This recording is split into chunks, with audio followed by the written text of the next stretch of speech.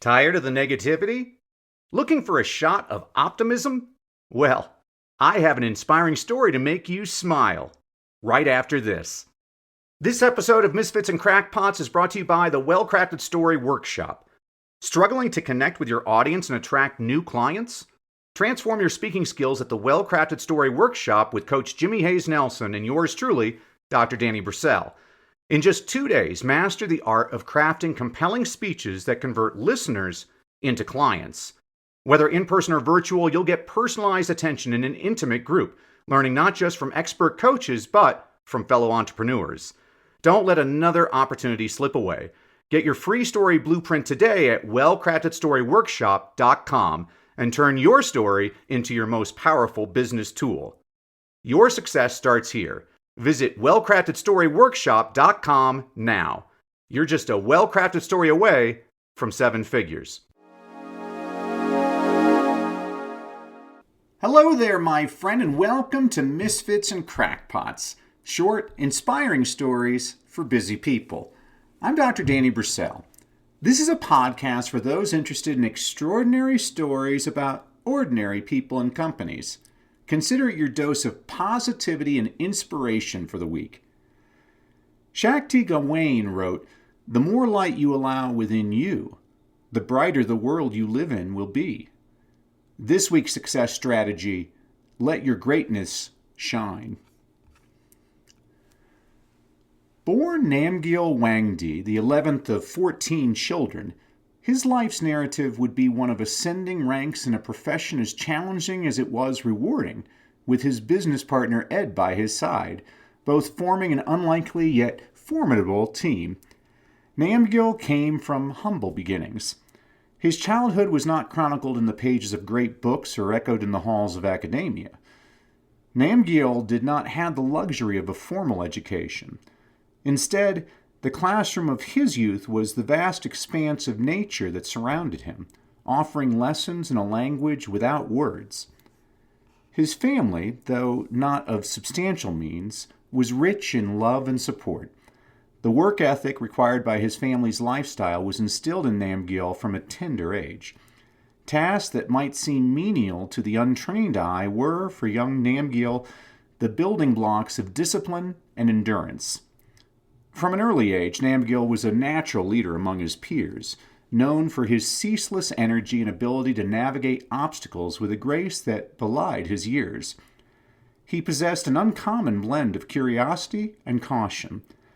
Rather than shy away from responsibility, he embraced it. Namgyal showed an affinity for excelling in his chosen path, often characterized by its steep learning curve and the extreme resilience required to thrive. His career choice was unconventional, set in an environment where only the most tenacious could elevate to greatness.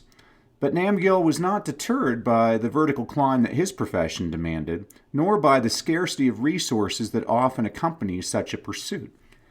His was a role that required him to be a navigator, a strategist, and, most importantly, a leader who could inspire confidence in those who followed his lead. The ranks through which Namgyal moved were unique, each level gained marking a significant achievement in his field. His journey was one of constant learning, adapting, and overcoming the obstacles that lay before him. He showed an innate ability to read the terrain, anticipate the challenges ahead, and strategize the best course of action. His focus was always upward, always climbing, never settling for the plateau of complacency. In Ed, Namgyal found a partner whose background and approach seemed at first to be at odds with his own. John Hunt brought them together. Hunt was a figure of vision and authority, known for assembling teams poised to tackle the most daunting of business ventures. His latest project was no less ambitious than his previous undertakings, aiming to reach unprecedented heights in the industry. In the pursuit of such a lofty goal, he sought out individuals with unique skill sets who could navigate the unpredictable terrain of their market and lead their venture to success. Ed's methodical nature had earned him a reputation as a man of patience and precision. His foray into the upper echelons of his profession began with a personal drive to surpass the ordinary, to take on the challenges that many would consider insurmountable. Meticulous planning, he believed, was the fastest route to success. Namgyal's resume, on the other hand, was not built in boardrooms but in the field, leading teams through trials that tested their spirit and cohesion. He brought to the table a wealth of experience in guiding endeavors through challenging conditions. His intuitive understanding of the landscape and ability to anticipate and navigate change made him an invaluable asset to any team seeking to chart a successful course through their unpredictable enterprise. Together, the two represented the ideal melding of method and instinct. As the project unfolded, it became evident that the synergy between Namgyal and Ed was something exceptional. Their camaraderie was rooted in deep respect for each other's abilities and an understanding that the journey ahead would demand the very best of them.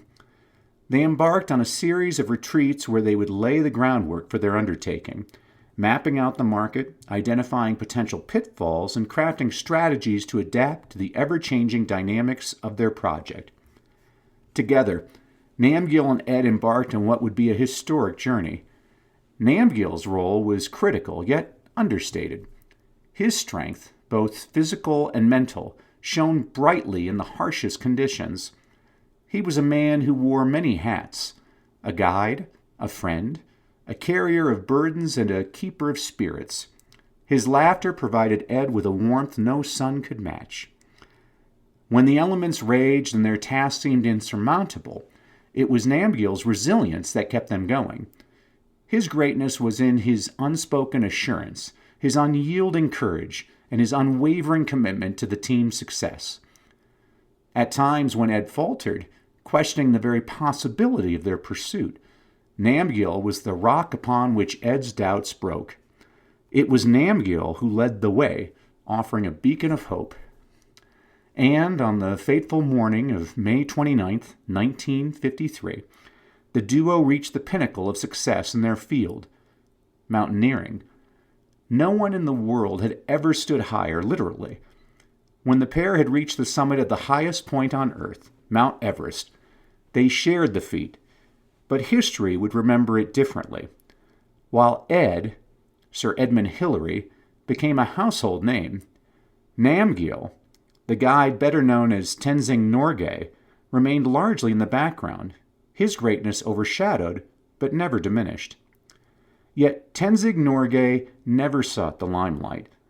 For him, the joy was in the journey, the success in the steps taken, not just the destination reached. He continued to guide and inspire, not just as a Sherpa, but as an embodiment of the human spirit's capacity for greatness. His post-summit life was a reflection of his enduring humility and the love for his homeland, Nepal. He advocated for the rights and recognition of his people and worked tirelessly to promote responsible and sustainable mountaineering. In his later years, Norgay would often be found sharing his wisdom with younger Sherpas, his stories a rich tapestry of lessons on life, greatness, and the mountains he so dearly loved. He never boasted of his achievements. Rather, he focused on ensuring that others could follow in his footsteps, safely and with respect for the colossal giants they sought to scale. Tenzing Norgay's life is a reminder that greatness need not be validated by acclaim or accolades, but is instead truly measured by the lives one touches and the legacies one leaves behind.